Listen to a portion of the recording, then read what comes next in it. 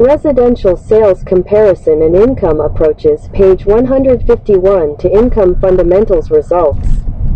Standards Rule 2-2 of USPAP requires that for all reporting options, the exclusion of the sales comparison approach, cost approach, or income approach must be explained in the appraisal report.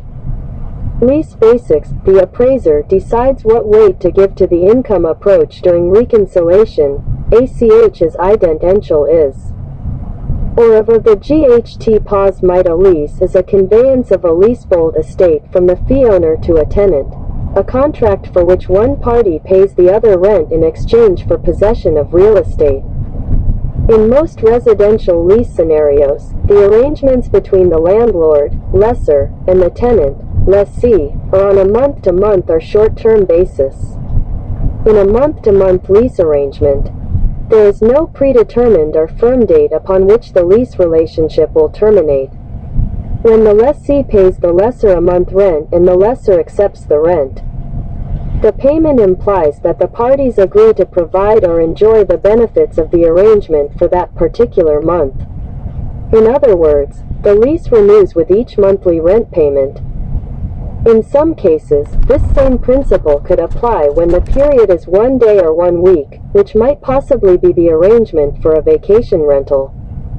Although there are no definitive number of years that universally describe a short-term lease, most consider a lease arrangement to be short-term if the period of the lease is for 5 years or less. Residential lease terms for a period greater than 5 years, which would be considered long-term, are rarer than short-term leases.